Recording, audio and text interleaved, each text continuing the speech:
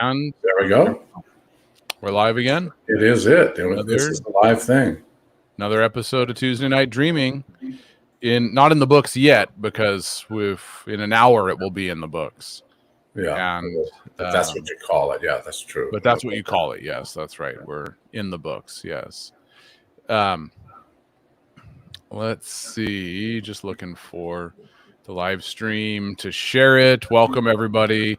As you're just jumping on, we're just taking a second to share the video, and we'd ask you to take a second to share the video to your Facebook page and let people know that we have gone live.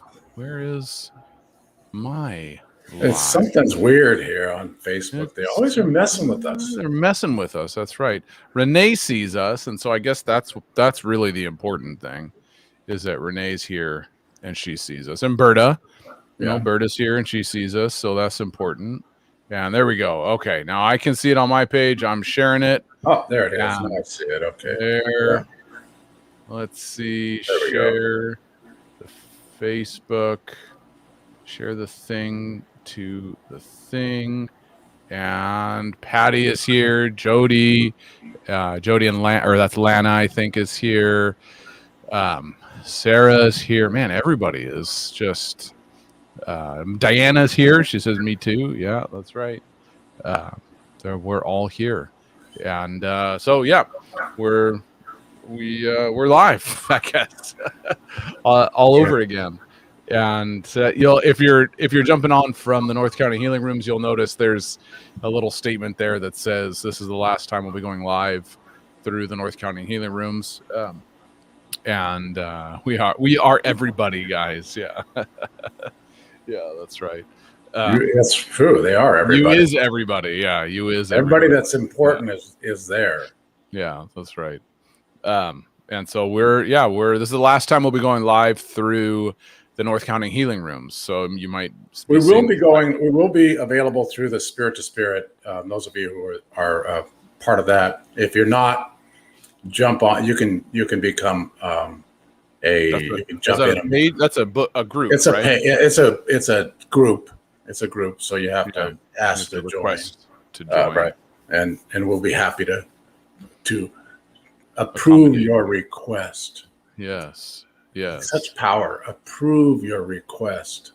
Right. That's what I'm talking about. Patty says, I tried to log on to the Dream Course last week and had the time zones confused. We did record both sessions, Patty. And so you can, and those went out, either they've gone out, they're going out today if they haven't gone out already, an email with the last session's recording. So you will have access to them. It is tomorrow, depending on the time zone you're in, obviously, 10 a.m. Mountain Time, which is noon Eastern Time, and 1 p.m. for me Atlantic Time, or 6 p.m. Mountain Time, 8 p.m. Eastern Time. You should get that because you would be on the email list. So, sorry for the confusion there. It's hard to get all that information out there when you've got so many time zones you're working with. All right. So if you can grab. Somehow I messed up on Tina's dream. I didn't get it quickly enough. Tina's dream. What do you mean? It's longer than our space allows, and when I went to paste it, all I got was something wrong. I did it wrong. I can't get back to hers. What did you? Sorry, guys. We're working out bugs. I remodeled my office over the weekend, and it's echoey in here, and it's everything is different. Monitors are in different places. Everything's kind of weird. You're all so forgive me if I'm staring up at everybody. I'm working out the details. Yeah, I'm just gonna email you Tina's dream. I just grabbed it, so. Don't do that. Email it to the JK, not the Hoffert JK. Email it to JK. Yes. Sorry, guys. Working out the details. We're going to get to it. All right. So okay. So we've got questions. I know we have 2 questions to deal with. Renee has a great question just to start us off that she's posted in there. Let's see. It is just a second here. Great to see Andrew on. Great to see everybody on. But yeah, blessings from PEI, Andrew. Renee said, I have a question. How do you respond to someone who says dreams are beyond them and that they are skeptical? I can't speak. Skeptical. They are skeptical because Jesus didn't reference them or talk about them, and that dreams are only for the important people.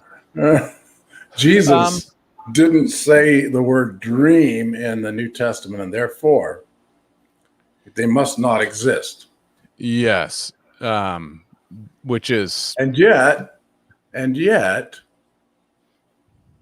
his earthly father had dreams that were significant.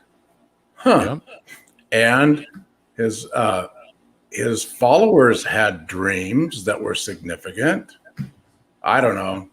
Maybe I'm wrong about this thing. I could hypothesize a okay.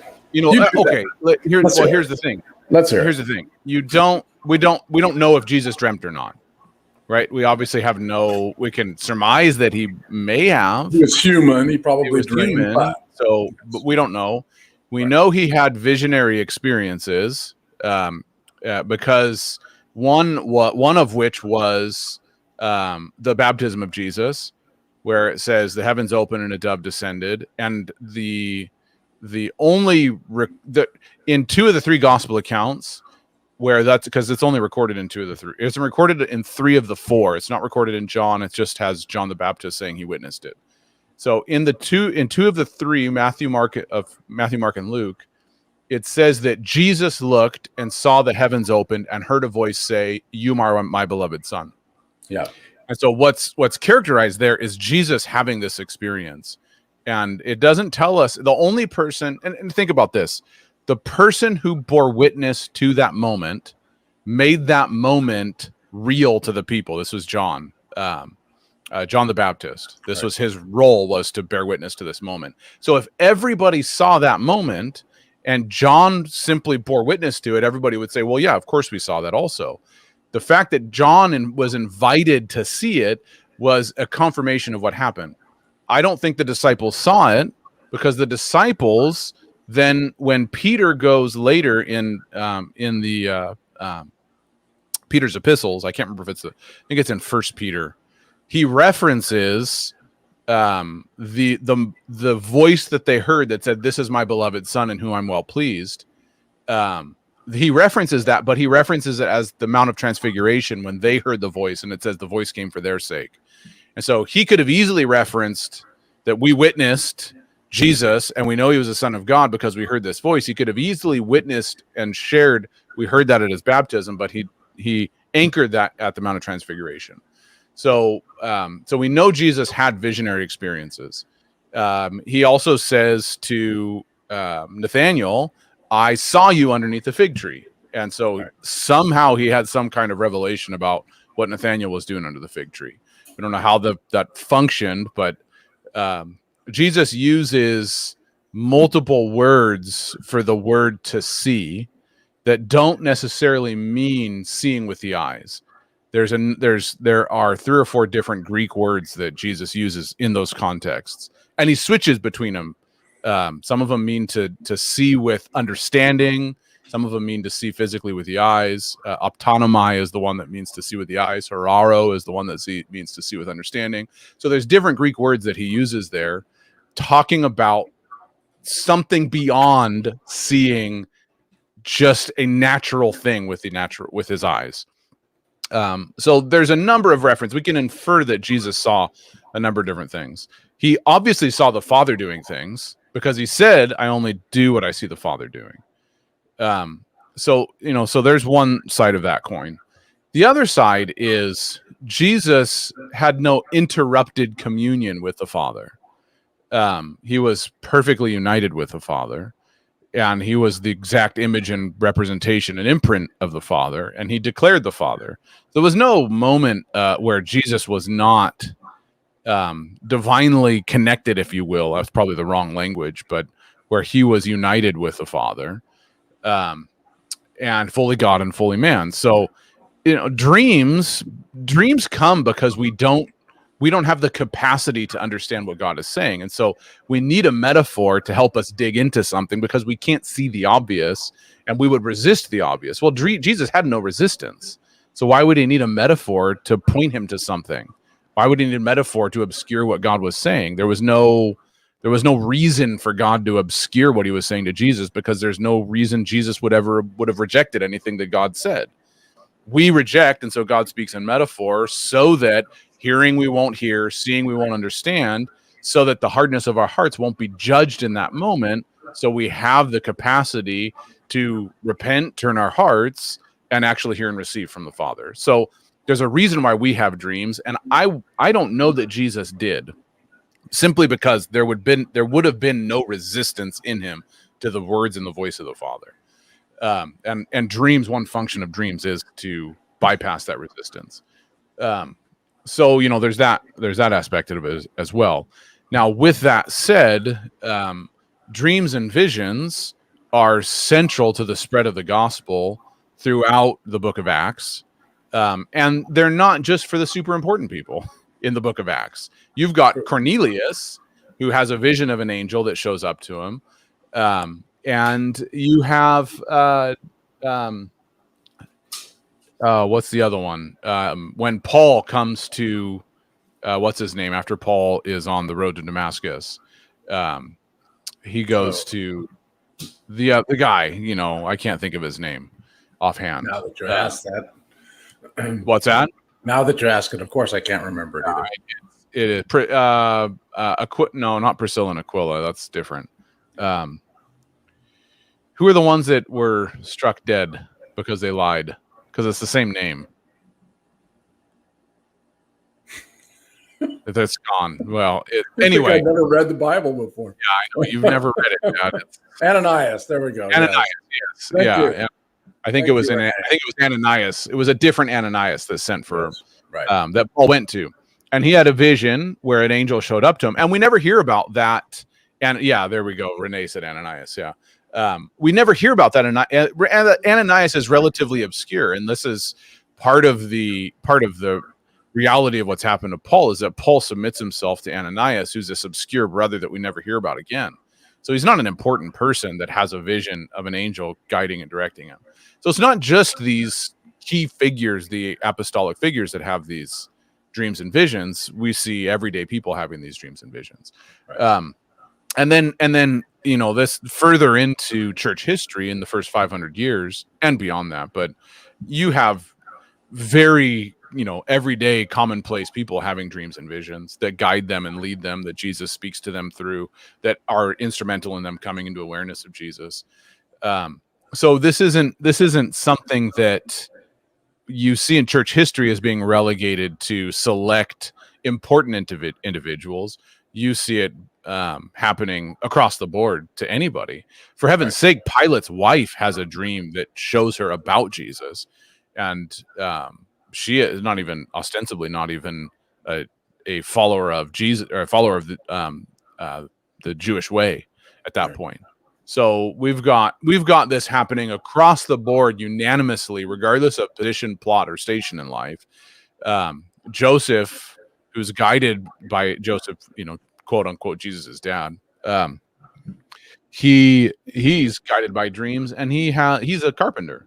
There's not a whole lot special about Joseph, and in the sense of, he was a righteous man and all that, of course, but in the sense of him having this great prominent position, he's not known to church history in the sense of having an integral role in the building of the church and the coming of the kingdom and all this kind of stuff. He's relatively obscure and fades into the background. He's known as a righteous man. Well, and if you look at the first several centuries, well, actually the whole of church, but the whole of history, but not just church, but human history, but that which is contained within the parameters of a Christian faith, that sort of history that's affected by that, you'll find dreams and visions are consistent throughout the whole all the centuries. But we love to look at the first few centuries, and in doing so, we can say yes, they're dominant. You see dreams, you see visions, you see encounters, you see these sorts of things all through these early centuries, which leads you to believe. I mean, you can say there's this convenient thing we do that we kind of accept one part of a doctrine and toss out the rest because, well, we can say this. So we can say that, especially charismatics. Yep.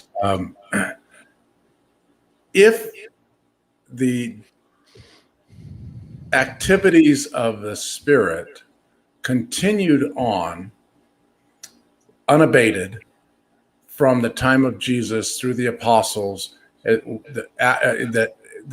once the canon of Scripture is put together, that we have today, basically in the 300s, then, because a lot of people will say once we had the Scriptures all written, then the Spirit no longer was necessary. Yeah. Well, the gift no longer.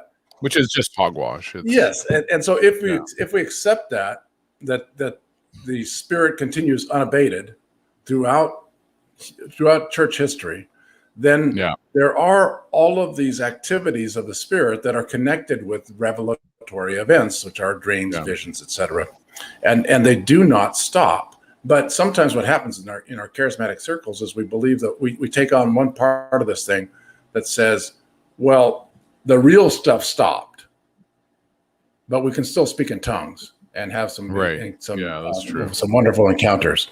But as far as the real incredible stuff, that kind of stopped. That's just not true. It's not. History doesn't bear that out. So you don't have to like me for that, but it is the reality of it. So anyway, we've kind of talked around this whole thing quite a bit. We should probably get to some dreams. Yeah. Although we do have one more question. Yeah, we do. It is just trying to think if there's anything else to say to that. I will say I will say just a couple more things. It's true that Jesus did not emphasize and say, go learn how to interpret dreams and understand visions. And he also didn't say, he just tells the people to go do the stuff, heal the sick, cleanse the lepers, that kind of stuff. He doesn't really tell you how to do it. And when he talks about learning about him, when he says this, it's what I think it's Matthew 12 when he says, "Come and learn of me, all you who are weary and heavy laden. Come and starts the whole thing. It says, "Come and learn of me." And all you who are weary and heavy laden, I'll give you rest. That passage, a beautiful passage. My heart is meek and lowly. So when he says, "Come and learn of me," he doesn't say, "Here's how to do all these powerful things." And we have this dynamic. We really have this gospel dynamic that says the reason Jesus came was to show us how to live a holy life and do powerful things. And that's just so untrue. That's right. The reason Jesus came, Matthew 11:20. That's right. The reason Jesus came was to declare the heart of God and make the heart of God known. That's who he is. That's the ministry of Jesus. And so when he says, "Learn from me," he doesn't say, "This is how to do all the powerful works." He says, "This is my heart." Right. And that's an important thing, that his primary emphasis when it comes to learning is not that we would learn, because we get caught up in the mysterious things or the things and we give greater weight to things that we should give lesser weight to. So it is true that people do tend to put an emphasis on the manifestation of spiritual gifts, on the coming of revelation, and all these kind of things. And the priority is, at least when it comes to revelation, should be what is God showing you about his heart, and how are you learning his heart, and how are you moving into his heart? And so it can be a point of contention because people see the imbalance and they respond against the imbalance, but that doesn't mean that we just say, well, let's throw it all out. It means that, well, let's be balanced. let's properly put the proper emphasis on the ministry or the mission of Jesus to make the Father known and to declare his name as Father to the world. And when we get that right, everything else can fall into place. So that's the other thing I would say about that. It's a great question, Renee. It is. Yeah. And Lana has that. Lana. Did we ever figure out whether it's Lana or Lana? Lena, I think. Okay. We'll I say know. Lana tonight. Oh, I'm going to get it yes, wrong. Dawn, and I'm assuming Jim is with Dawn. Yes, you know who we are. Yeah. Who are you guys? That's the real question. Exactly. Yeah, that's right. Exactly. Yes. Yeah, that's right. Well, everybody should be gone. I learned prophetic ministry from Don and Jim, so everybody should be going to them for all the answers. Exactly. Anyway, yeah. So exactly. Yeah. So just become their friends on Facebook and ask them to speak into that. And they will love it. They were my when it comes to first fruits, they were my first teachers when it came to prophetic ministry. They're awesome. Yeah. That's right. They come highly recommended right now. Yeah, I had one of the most powerful dreams I ever had. Jim Younts was standing next to R.T. Kendall prophesying over me. Jim doesn't know about that dream because I haven't seen him since I had that dream. It was years ago. But anyway, one of the most powerful dreams that I ever had. Yeah, Jim was right there. Lena. Okay, got it. Thank you, Jody. I was right. See, I knew it. You are. Lena. Now we got it. If I mess it up in the future, then I'm bad. I'm doing badly. Yeah. All right. So Lena asks, what is a purse and wallet in a dream? A lost purse then found, or credit cards in a wallet? Yeah. Well, I mean, a purse or a wallet are things that you keep your identity in, or your identifying characteristics. Your credit cards, your ID cards, your driver's license, that kind of stuff. It's where you would put the things that bring you identity and value. Your credit cards or your debit cards or your whatever, your bank cards, so that you can get the things that you need for life. And so if you're losing your purse, it's usually I'm trying to find my sense of identity and belonging. Somewhere down the line I've lost that, and I'm looking in different places to recapture that. Mm-hmm. And that's generally what a purse or a wallet in a dream would represent. So yeah, those are common dreams too. Yeah, it's just that's true. People, I'm in a journey. We're all because identity. Our identity is such a critical factor in our lives. Who are we? How am I reacting? How are people reacting to me? Those sorts of things are important. Have I lost my place in within my culture, within my circle of friends?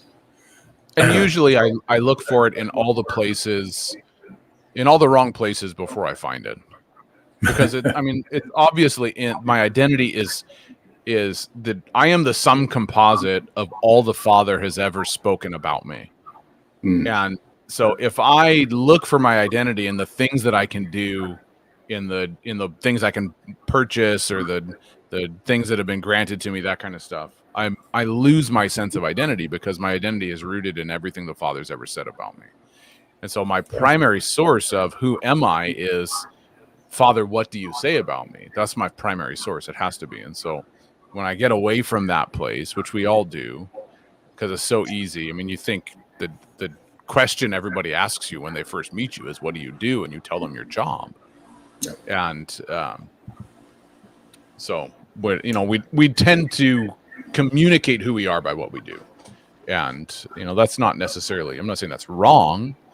It just means that it lends itself towards us finding a sense of purpose and value in the place we are in life, rather than in the fact that the Father said, come close to me. And so, yeah. Sarah had a dream she posted tonight. And A dream of 7-7 dream of sevens. Yes, July 7th, she has a dream of sevens, which is a very 70 sort of a thing. So friends of theirs, Dion and Michelle Walker, came to visit, and she noticed that they had a life jacket that Judah, her son, was using, but it has, well, I'll just put it in her name, but it has our friend's last name on it. So I went to check if the life jacket was theirs and if they left it behind last summer, though it's a youth size and they are adults. Dion read something he had written on it. On this 7th day of the 7th month of June of this year 17. I also started talking about a new medicine, Herb Life, I was taking, and there were 2 wrappers on the picnic table. Right. Yeah, that's a great dream. Yeah. And you have some good friends in your life. That's the kind of the extent of what I want to say about that is spend time with these friends, the ones that cover your kids in life, and the ones that talk to you about medicine that would bring life. So I mean, I think you have some good friends that one, life jacket covers and preserves, the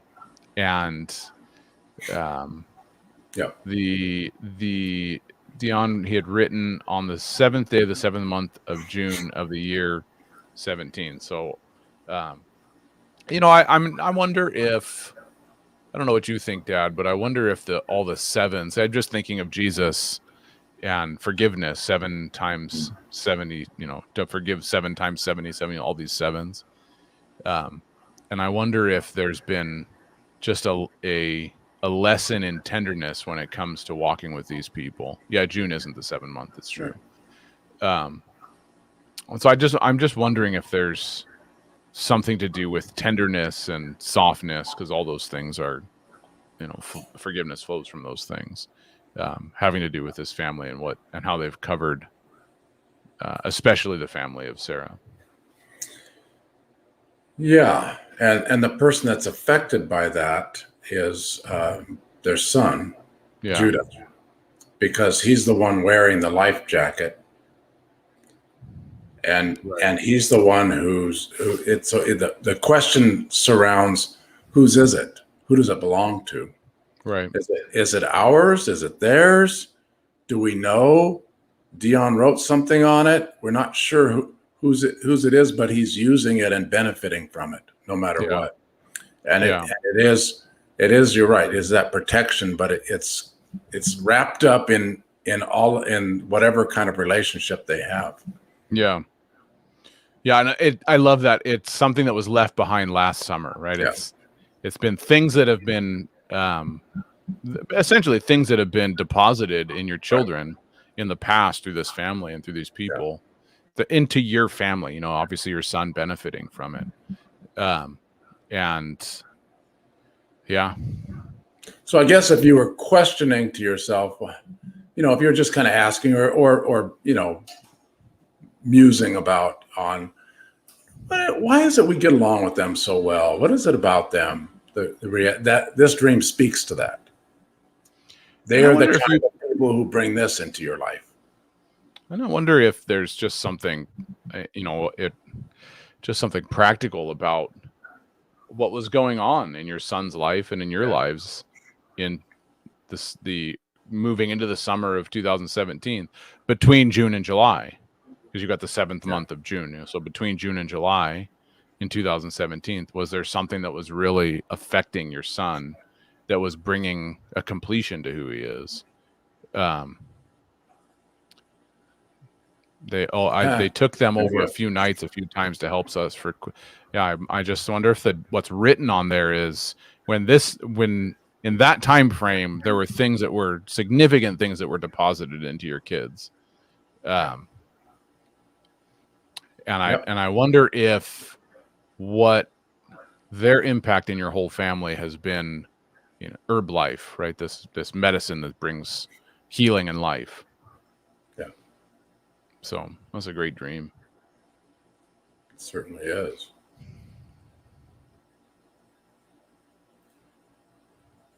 So there was a lot of transition happening at that point.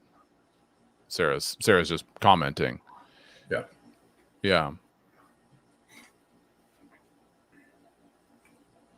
Yeah. And there's been long-standing effects in good ways. Yeah. Yeah. That's a great dream, Sarah. Cool. Let me come back up here and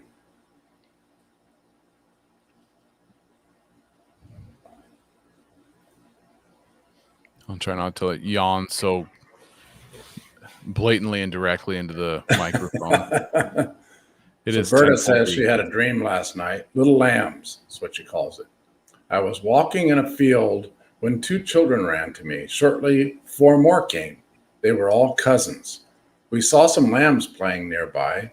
We sat and watched them. I told the children stories about Jesus and sheep. The children asked Jesus to be their savior. And then she says, I haven't met the children. I know their grandmother and both mothers. They don't live in Christian homes. I would be praying for them. She's been praying for the children for 12 years. Yeah, I would continue. What a cool dream. I think the Lord's showing you that your prayers have not been without effect. Yeah. And I think it could be as simple as that. Yep. Exactly.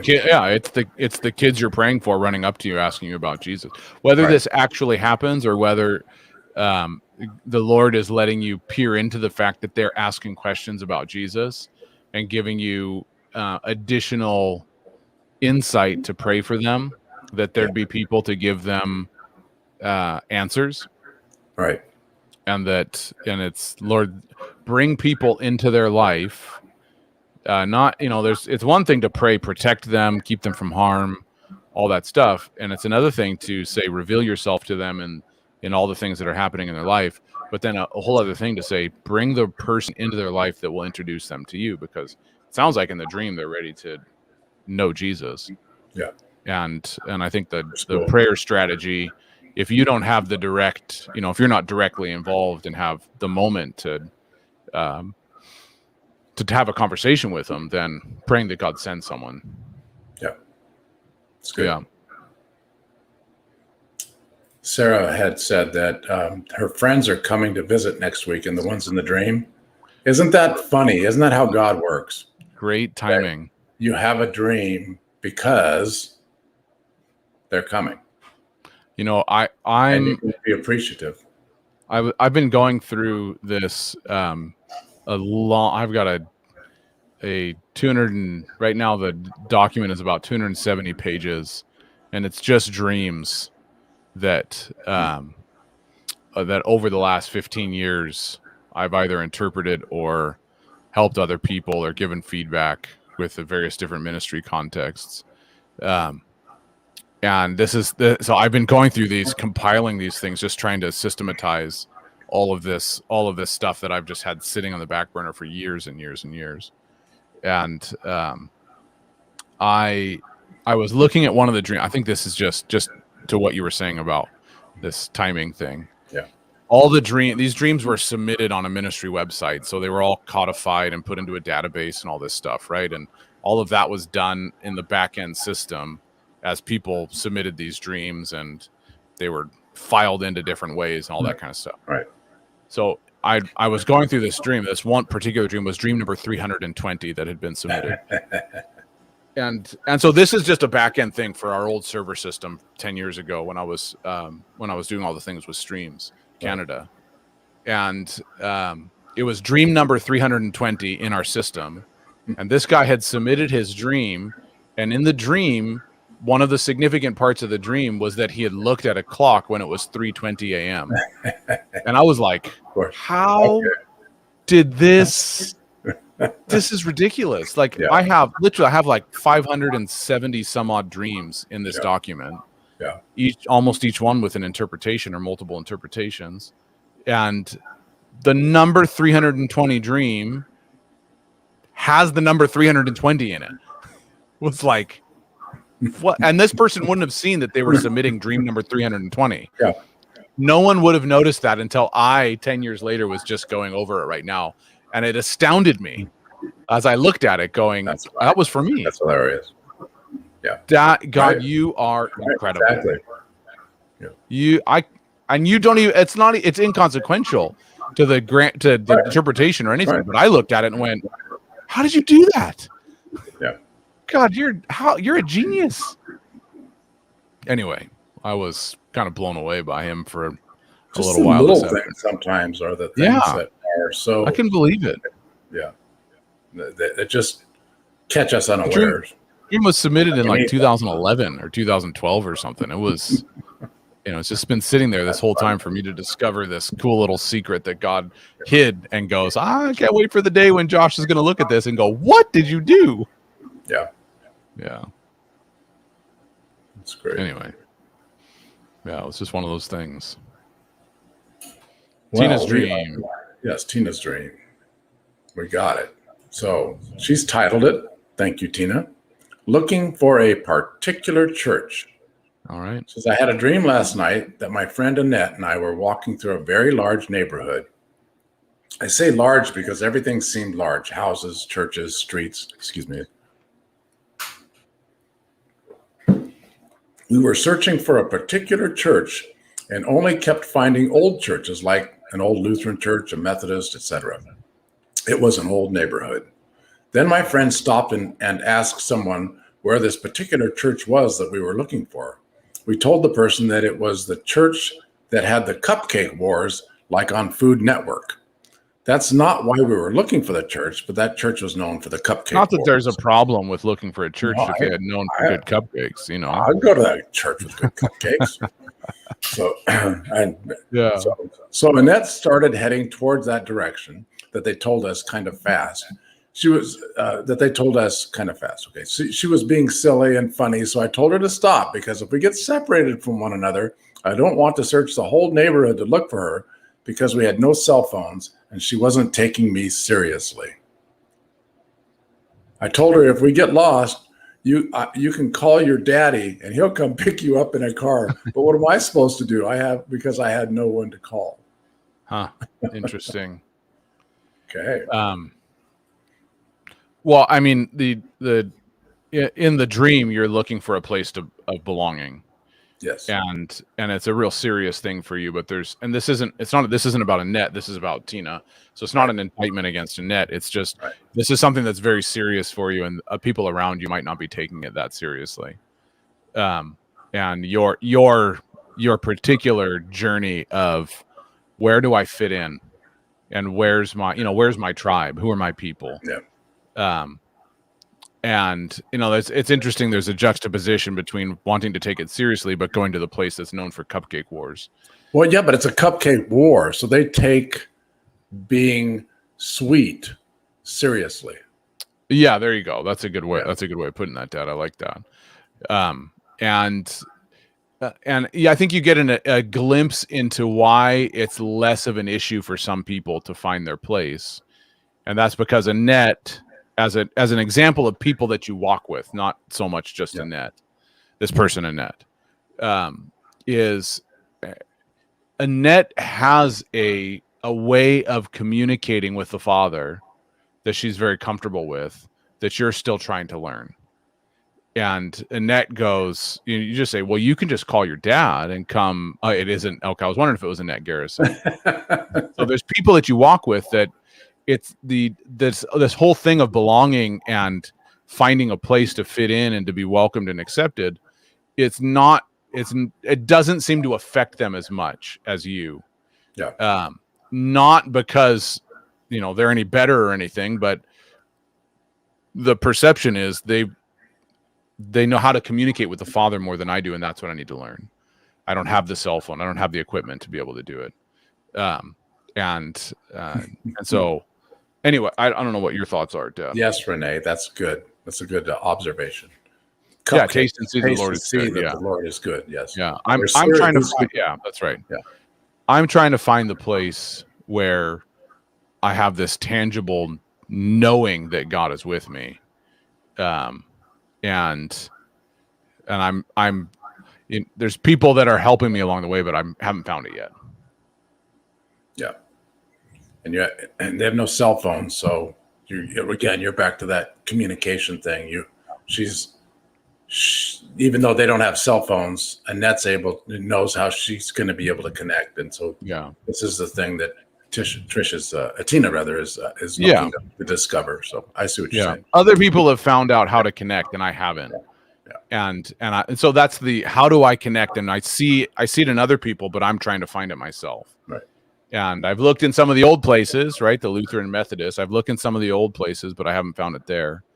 And the beauty of this dream, I think, Tina, is that you know where to look now. You're getting direction, and you know where you're going. So something has changed. It used to be that you would just be searching, but now you actually have direction, and that's a good thing. Yeah, and I wonder if one of the things the Lord's addressing in this, like how do I find this place of being with Him that I'm so desperate for, is this underlying fear or anxiety in the dream, this concern, we'll say it's because it's not like huge. If I can't find it, I'll be left alone. Yeah. And I won't have anybody to do this with. I don't know that I don't know that the largeness of the buildings, I mean, it may feel overwhelming. I go back to the top, Dan. Just responding to Renee's question there. I think it's just, I don't quite know where to go. I think it's, and it may be, if it's large, it may be that it does feel overwhelming. I would just say overwhelming as opposed to a big deal and it's tough. I'm not sure how to find it. And I wonder if that underlying concern that God's dealing with is if I can't find it, I will be alone and no one's going to help me. And, that sense of, I struggle. I've struggled with this on and off in my life is, will I be abandoned? Will I be left bereft, or will God actually be there for me? And obviously He will. He always will. The dream just tells you this is what's going on. It doesn't give an answer. It just says, here's a belief. Right. If I lose myself, or if I lose my way on this journey, I'm going to be left alone and no one's going to be there to help me. Right. And I won't even know how to call out to God. And I think you could probably surmise, this isn't what the dream says, but you could probably say, Tina, the Father's going to be there for you, and He's never left you or forsaken you. Right. And His heart is for you. Which we know to be true no matter what. Yeah, we know it to be true because Scripture reveals it. Yeah. And so I haven't seen Tina commenting, but Tina, if you watch this, we just bless you to experience, and you don't even need to watch this for this blessing to make it through the airwaves, but we just bless you to find the place of encountering and engaging the heart of the Father, that His Spirit would quicken you, that He would fill you, that His presence would be near, real, and tangible to you. So we just bless you in that, Tina. That His presence would just fall on you. Yeah. Good. All right. So let's. Great. We're almost all we're trucking right along. I am going to. Diana. Do you have Heather's dream, Pops? I do. Okay, maybe we can do that one next. Yeah, I have it up. I have it ready. All right. Give me a second here. Diana says that she had a dream of flying high. I was flying in a jumbo jet. I jumped out with a parachute, which I am petrified to skydive. All of a sudden, instead of a parachute, I was in a hot air balloon.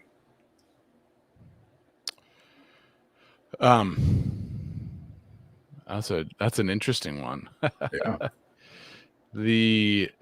Okay, so just working through again, you guys that have been tuning in for any length of time know that the point of us doing this whole thing is not just to interpret as many dreams as we can, but to Right. talk about the process of why a dream means what it means. Yeah. So a jumbo jet, different than a biplane, different than a bicycle, different than a car. It's a very distinct type of vehicle. A jumbo jet travels long distances and moves many people. So you're talking about and it's a collection of people going somewhere on purposeful assignment. That's the reason why you'd be in a jumbo jet.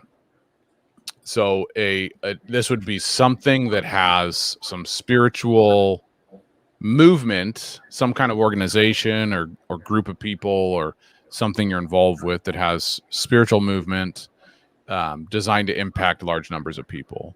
If you think maybe missions or some kind of international ministry or ministry with a broader scope, or an organization that tries to help people enrich their Christian lives, that kind of stuff, their spiritual lives.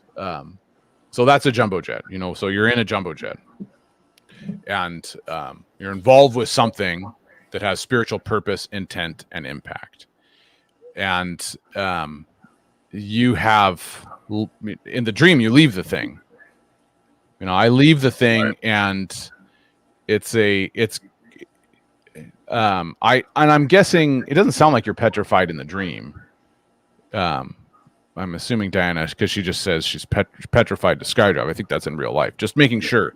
In the dream, you weren't petrified. In the dream, it was like, let's jump. So if you can clarify that, Diana, not that it'll change the meaning of the dream, but it'll help us with some of the context of what the dream's addressing. Right. Not scared in the dream. Yeah, that's what I thought. Yeah. And so in the dream, you leave this, and it looks like there's going to be a long, slow descent, right? You're going to be safe, but I'm not going to be flying in the skies anymore, doing the stuff that I was doing. And instead of slowly falling to the ground, all of a sudden, everything changes. And in a hot air balloon, you can continue moving in the way that you were, obviously much slower. And Don, that's Don or Jim. Right. Exactly. Getting out of a large ministry and bringing it to a smaller ministry, doing the same thing. Maybe it doesn't look as sleek and it go as fast, but you're still going to the same places and doing the same thing. And the one gets you to the other, which is one of the important things here. So it takes the big thing to get you to the littlest thing. Exactly. And jumping out of a jumbo jet takes a little bit of faith to make that jump. Right. It takes a little bit of trust. We'll do that. Yeah. Faith, some trust going, I'm ejecting myself from what I'm doing here. But I think, that's hitting the nail on the head right there. What Don said, getting out of a large ministry, bringing it to a smaller ministry. Absolutely. Yeah. Very good way of saying that. Yeah. See, moving from something big, something full. And you know what? In a hot air balloon, just checking in, Mark. In a hot air balloon, you can see a lot more than you could in the jumbo jet. And it's the same gifting, just flying in a different way. You can see a lot more and take in a lot more and gain a lot better perspective. And it's way cooler. Yeah, you're going to enjoy the scenery. Yeah, you're going to enjoy it. I think you'd enjoy it a lot more. Right. Yeah. Yeah, cool. Great dream, Diana. All right, give me a second. So a dream like that, the part of it for Diana is to go, has God been speaking to me about making a move away from some of the stuff I'm doing? And it shows you that you will have the equipment to be able to navigate the departure. Or is he showing you have done it, and he's letting you know that this is where you are now? That's one of those things in the dream you'll have to discern, Diana. Is it a confirmation of some of the things you've been thinking, or, in the sense of, is it prophetic in this is coming down the line, you're going to be equipped and everything's going to be okay? I kind of get the impression that whenever she had the dream, that would be the case. Is as you're going on this journey, it's going to be okay. Good. It's good. Yep. Heather, I don't think Heather's on right now, but she was going to watch it afterwards. All right. Well, hopefully we have no serious questions. Yeah. Yes. All right. So Heather says, I was in a car in the passenger seat and I was giving birth. Some bright orange fluid appeared, and then I proceeded to give birth to what looked like some very thin branches full of seeds. Oh, okay, good. They looked just like chickpeas, lined up row after row. It was sort of hanging together in one big bunch in a rectangular formation of branches or vine, with the seeds hanging but packed together. Then I proceeded to give birth to a small tree, a fir tree. It was a bit bare, but then another tree came, and it was fuller, and each tree that followed was fuller and healthier and thicker. Probably 4 trees total until the last one was full and thick. The last one had tiny buds on it, like where the cone would grow. The size of the trees were about 10 inches. She says, a side note, which may or may not matter. I am in the process of growing my business online, and the next stage, which I'm about to undertake, is something called going evergreen. I became ready to go evergreen just last week. In the online course, would you sell something online all the time when you sleep? They call it evergreen. Okay, it occurred to me that the day after the dream that I had birthed evergreen trees. Not sure if it relates, but thought it might. I mean, it could. That's a good side note. Yeah. Yeah, that's a good context.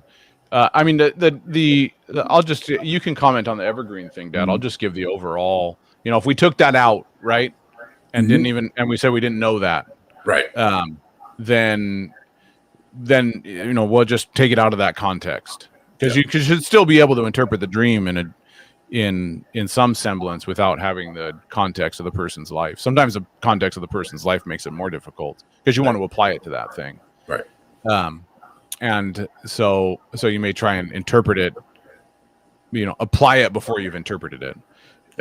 So in the dream, you've got 4, I think there's 4, right? There's 4 distinct moments of giving birth. And each time you give birth, there's a fuller and fuller thing that's being birthed. Right. And it's slightly different, but it is, it's a bigger of the same thing or a fuller of the same thing. Right. And the first one took a lot of perseverance to start to put out. Yeah. That's the orange fluid. It took a lot of perseverance, and it was just seed form. It was not even really anything had taken shape. And so there's a progression here, right? And so there's been multiple stages of birthing something through you. And the last one is everything's going to be okay. Essentially, you're starting to see. And I would ask Heather real quick. Yeah, whose car was it? Do you know whose car it was? And obviously, you're not driving the car. This is happening to you. It's great. Yeah. So it's stuff you're involved with. You may not be the main person, but it's somewhat passive if you're in the passenger seat. Yeah. Yes, exactly. So and in the sense of getting where you're going, but in the midst of it, there's things that are coming to life through you. In the midst of what other people are doing is what we would say. Because you're not the driver, you're the passenger. So there's other people are doing. There's some ministry stuff you're involved with that, in the context of that, you're giving birth to these new things. But I don't know that there's not the trees are passenger, Karen. The trees are not for the car, right? So it's not like what you're giving birth is going to impact the people you're in the car with, but they're walking with you. There's people walking with you as you're going through this process. And again, the seed form took a lot of perseverance to get through. And then things started happening quicker and quicker and growing and growing. Yeah. And I So wonder if yeah. I wonder if the place that you're at is the perseverance to get the seed out, and the Lord's showing you that there's going to be multiple stages of this, and it's going to get bigger and bigger with each stage. Yeah, it's good. Yeah, that would be my guess. Is you've been in the first birthing process, and it could relate to the online business. It could, but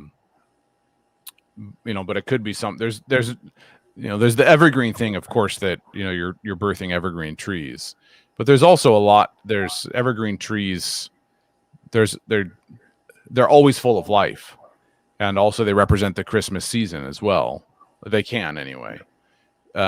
And so there's some other analogies there that could come into play, but you'd have to wade through that. It could be having to do with the launching of the business.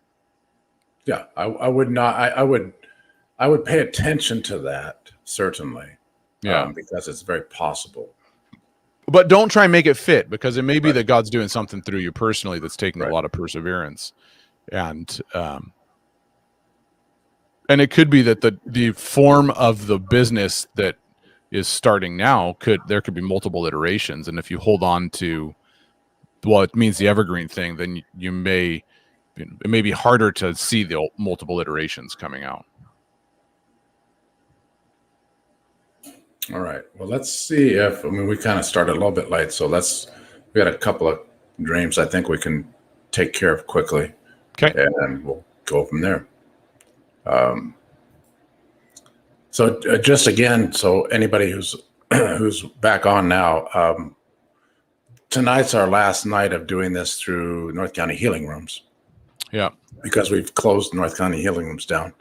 And we'll be doing this. So jump on our Spirit to Spirit Facebook page if you like to. I like that, Don. Maybe, or Jim. Maybe she needs to branch out. That's good. But if you're not a part of Spirit to Spirit, just send me a request and we'll get you. Well, here we can. Or you can do it through Wind Ministries as well. Yeah, if you go and follow Wind, and if the other thing that people can do is, we can share the Spirit to Spirit group to the link to on the that's true. The North County Healing Rooms site. You bring the next one up. I can. Did you go away? Did you leave us? Yep. I'm here. I'm back. All right.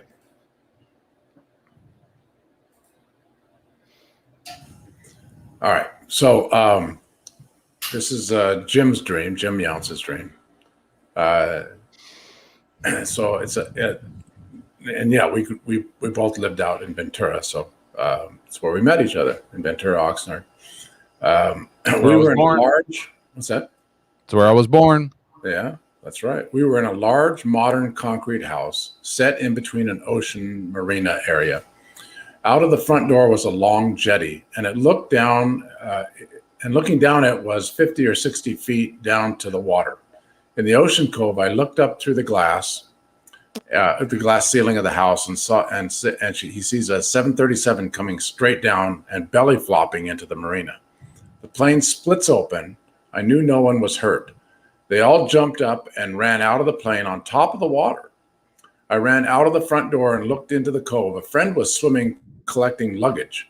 All of a sudden, the water started to recede rapidly. I knew a tidal wave was coming. I told Don to get back to the end of the house.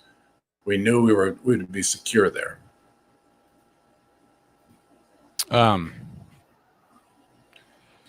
Well, yeah, I think the Lord's given you some insight about a ministry that's about to go belly up. That's there you go, yeah. And everybody's gonna be okay. The people are gonna be okay. It's probably something. It's not necessarily something you're directly involved with, but something that God's calling you to intercede for, because you just watch it happen. You've got some friends that are involved with it, and will be involved with helping people find their way in the midst of this all. Yeah. Collecting their luggage, helping them collecting their luggage, stuff, finding their stuff, finding their bearings, finding the things they need, finding the things they need to move forward. And in that there's some, the tidal wave coming. There's other things that are, the tidal wave has nothing to do with this plane going belly up. But because I don't think so anyway, a tidal wave wouldn't necessarily be connected with that. There's some other stuff coming down there's some stuff happening that God's probably going to draw you into a season of solitude with him. Let's put it that way. The last thing you do going back in the house. Right. And the house will be a safe place. Right. Yeah. We knew we would be safe. Yeah. And the house is the place of family too. It can be spiritual family, being connected with spiritual family. So you might say, as far as this if this is about a ministry or something of that nature, that yes, everybody will be okay, but there will be some ramifications. Yeah, there's other things coming. There's a tidal wave. Yeah, there's other things coming that people that are trying to recover from this may not see happening. Yeah. And the dream doesn't necessarily say that you're the one that's supposed to warn everybody. You may have the opportunity to, and because it's a dream, practically speaking, that there's going to be some a tidal wave is water coming. There'll be spiritual backlash, so to speak. Yeah, there you go. That's a good one. Yeah. Not in the sense that we're not. It won't affect you, but but it'll have some impact. Yeah, there'll be some backlash. Like Karen says, concrete homes. They're solid in their place. So. Yeah, you guys are solid in your place. It's not gonna impact you as long as you stay in a place of safety and security. And now you used to live in Ventura. Cool. That's right. Nice. And it also means that your role is not to go help a bunch of people recover from watching some of this stuff go down. Right. Oh yeah, that's good. Yeah. Good stuff. That's the temptation is I see a need and I want to go help. Yeah. And there's other people helping. Your role is to stay safe. Protect family, care for family, spiritual family. Oh yeah, Thousand Oaks. Oh. It was our old stomping ground. It was. Yeah. It was. Many moons ago. All right, let's do we have a few more, but we're gonna do one more. One more, okay. Remember, it's 11:10 p.m. my time, so I know. He's getting tired. Look at him. Just look at him. He looks it. So Lilibeth Inslee says, she was passing through a crowded room and a man said to her, "September 30th, regression starts." I turned around and at the back of the room, I saw my grandmother, who's passed away, of course, with 3 other older ladies. I was so happy to see them. As I was going to take a picture of them, they left. Is that the old dream? Sounds like it. Or is there, that ... sometimes means that there's Facebook has not shown us the whole thing. No, that was her. That was it. That's all she put in there. Okay, I see. We're sure about that. Yes, I already looked. Okay. Well, I don't know. I mean, she might mean that there's more to it, but that's not. Yeah, that's just that's the only thing. It sounds like the end of the dream. They left. Yeah, I mean, it does. Yeah. Yeah, it's just past my bedtime in Central Time. Yeah, Lilibeth said that's it. Okay. Don't you always love those dreams where you hear somebody say something in it it just bugs the snot out of you because what does that mean? Yeah, no, that's good, Lily. That was the end. It reminds me of some of Daniel's statements when he goes, and there was one standing there that spoke to me, it never really describes all of the people that he spoke to in his dreams, but he definitely had these heavenly help.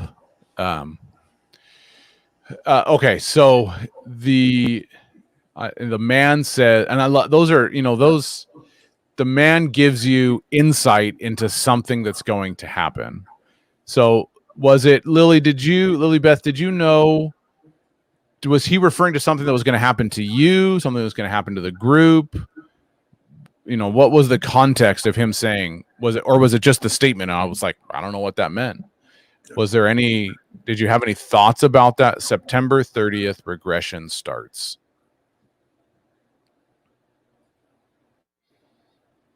I'm not sure, Annette, if it's the Feast of Trumpets. That's all he said. You didn't have a sense or a feeling about what it pointed to?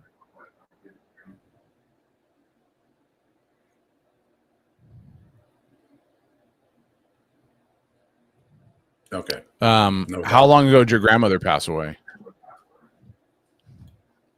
Go ahead, Dad, if you have thoughts. Well, I find the idea of regression is interesting, because regression means we're going to go back to a former place. We're moving. Regression doesn't necessarily mean it's a negative thing. It means that I'm moving in a different direction. Sometimes we have to go back to go forward. And if September 30th regression starts, then I'm moving back to something that I wasn't at, that I probably need to get back to. And then she sees her grandmother, which then kind of emphasizes that I'm going back to something previous. My grandmother, something previous. This is repeating itself in the dream, that by both word and person in the dream. So paying attention to the things that have been in her past is kind of an important thing right now. Yeah, and the family legacy, family Right. line. Yeah. And capturing those. That's the taking Right. the picture of them. Right. Yeah. That's good, Dad. Going back to what is it that I need to remember about this? Yeah. Yeah, it could be an inheritance. It could be that her grandmother had a particular kind of relationship with her it's probably. I mean, when we have grandmothers that are wonderful, that leaves a lasting impression on us. And sometimes we need to revisit that to say, oh yeah, that was this. That's what built this into me, and I need to pass that on, sort of a thing. So those are some of the things that happen. Yeah. Yeah, Renee, something in the female line, yeah. She was amazing and loving, yeah. So revisiting that is really helpful. It's regression in the positive sense, right? Is what you're looking at. September 30th, I don't know what that means. It could mean a lot of it could actually mean September 30th. I don't know. When did you have the dream, Lilybeth?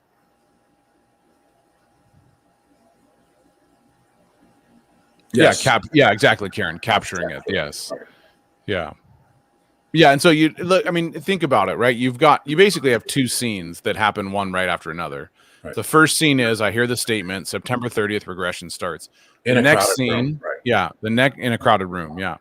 The next scene is I see my grandmother with three other women, and I want to take a picture of them. Right. And so the first scene and the second scene are shades of the same thing. Right. So the September 30 regression starts is explained by looking at the grandmother with the three other older ladies and wanting to take the picture. So that is the regression that's going to start September 30, a few weeks ago. So, it could be, I'm just thinking of, it's September 30th is 9:30. Right. Right. So I'm thinking of the numbers there. I mean, 30 is the age that Jesus was, officially inaugurated into public ministry. Right. 9 is said to be the number of the pastor. So I wonder if there's some kind of connection there. Just trying to work out the different numbers. Yeah. But this is something and that's the place that if she plays with that, then it'll start making some sense. Yes. Yeah. So we're just giving her some ideas on how to deal with September 30th, 9:30. Yeah, I don't. And Renee, the grandmother's name isn't prominent in the dream. Right. I mean, she would know her grandmother's name, of course, but it's not prominent in the dream. It would be like my grandmother, and I remember her name was. It would be something prominent in the dream if it was going to be something necessarily significant. Like names when they pop out at you in the dream, that's when you really want to pay attention to them. Yeah, the fact that Lily Beth has told us she was amazing and loving. Yeah. And there's just so much about the grandmother that is more than the name. Yeah. Yeah. Right. Yeah. Excellent. Yeah, I'm just trying to think if I think this is one of the ones that will make sense over time as Lily Beth ponders it as well. Well, you guys also had a few other pretty good dreams in here that we were not able to get to. Sorry about that. That's interesting what Diana just did. That's interesting. It is. Yeah. Just that again. When you get dates like that, play with them. Look, Google it. Do whatever you need to do to just check it out and start seeing if there's connections, and look up some chapter and verse if you need to. Just 9:30. See what you got. So it's something's going to start soon, regardless. Something's starting soon that's bringing you back to appreciating and valuing your family line and heritage. Right. Yeah. Exactly. Cool. Well, thank you guys all for jumping in here. We really appreciate it. We'd love to just, again, pray over your dream lives real quickly and your spiritual journey. And for those of you who jump in later who are not live on this thing, we want to tell you we appreciate you too, and that we will be shifting.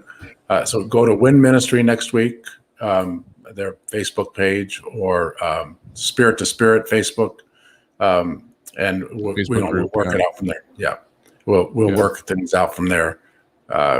We will not be hosting this on North County Healing Room's site next week. Yeah. So, well, thank you, Jim and Don. We appreciate that. We love you guys too. Yeah, we do love you guys. Well, blessings to everyone who's been listening. We just pray favor and grace upon your lives. That's right.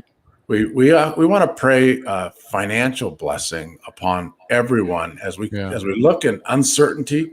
Lord, we just pray that your certainty would become the underpinning of of the lives of everyone who's connected to you. That there would be we're just praying over people's finances tonight.